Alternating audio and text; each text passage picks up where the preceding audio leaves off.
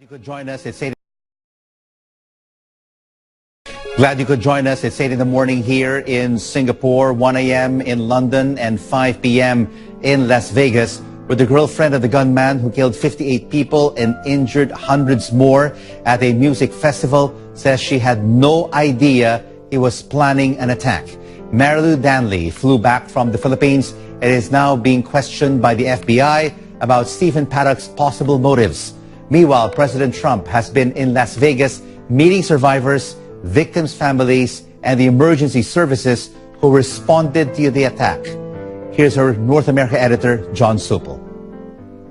Get down! Go that way! Get out of here! There's gunshots coming from over there! Go that way! It's just after 10 p.m. and the first shots have been fired.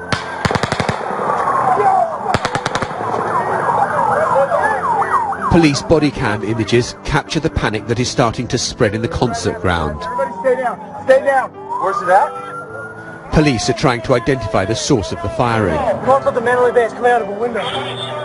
and to shepherd people to safety. Everybody get down, get down, get down, get down! Today, the President and First Lady arrived in Las Vegas to meet some of the survivors and first responders. At police headquarters, he was briefed on the investigation and then spoke to the people of Las Vegas and America. We cannot be defined by the evil that threatens us or the violence that incites such terror. We're defined by our love, our caring, and our courage. Key to the investigation will be this woman, Stephen Paddock's girlfriend. Marilu Danley was brought back from the Philippines last night and is being questioned by the FBI. He never said anything to me or took any action that I was aware of that I understood in any way to be a warning that something horrible like this was going to happen. Donald Trump has described Paddock as demented and a madman. Well, that's as maybe. But as more details emerge, what becomes clear is that this was a meticulously planned and executed attack by a man who had a massive armory, all legally obtained. At the hospital, the President met medical staff and praised the way they'd responded to the disaster. It makes you very proud to be an American when you see the job that they've done. And people that would not be around today are up there, and they'll be leaving the hospital in a week or 2 weeks or 5 weeks.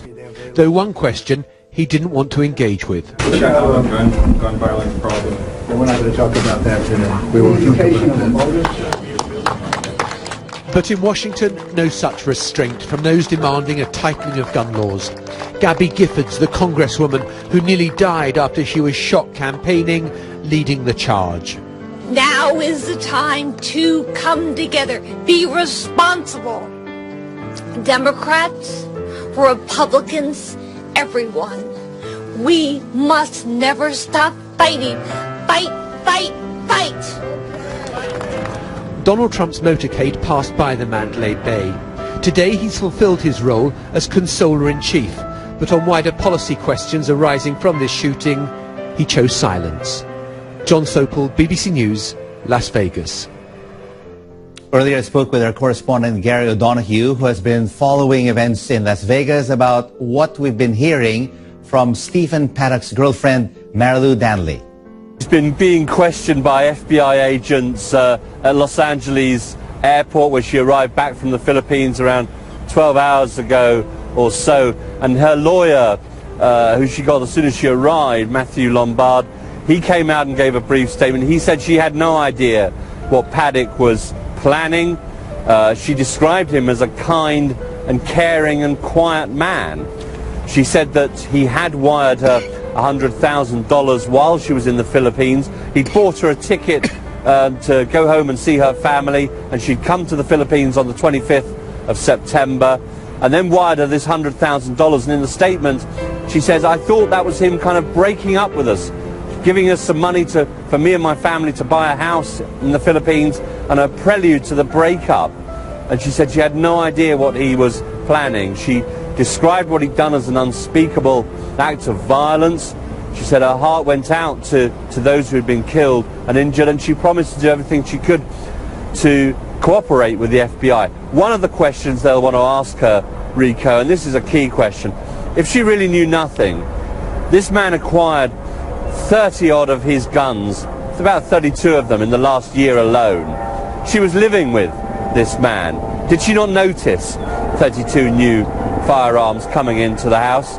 Did she ask him what they were about, what they were for, what he was doing, what he was thinking about? Why did he need so many? That's the sort of thing I think the FBI are going to be asking, and that's the sort of thing this statement doesn't address. Still a lot of questions unanswered, Gary. So what did the lawyer say? What is next for Marilou Danley? Is she still under the custody of U.S. federal agents? Yeah, she's still being questioned. I mean, it's worth pointing out that she came back to the U.S. of her own free will. She wasn't obliged to do that. She's not a U.S. citizen in any sense. They would have, if she had refused, they'd have had to go through a whole extradition process to get her back. But the FBI spoke to her in the Philippines, persuaded her to get on an airplane and come back and talk to them here. So that will, of course, count in her favor. But I think they will still think that she is the best path, the best way to understanding the motivation behind what Paddock did here on Sunday night.